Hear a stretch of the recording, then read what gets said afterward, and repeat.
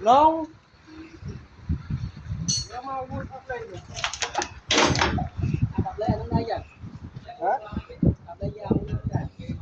Đâu rồi?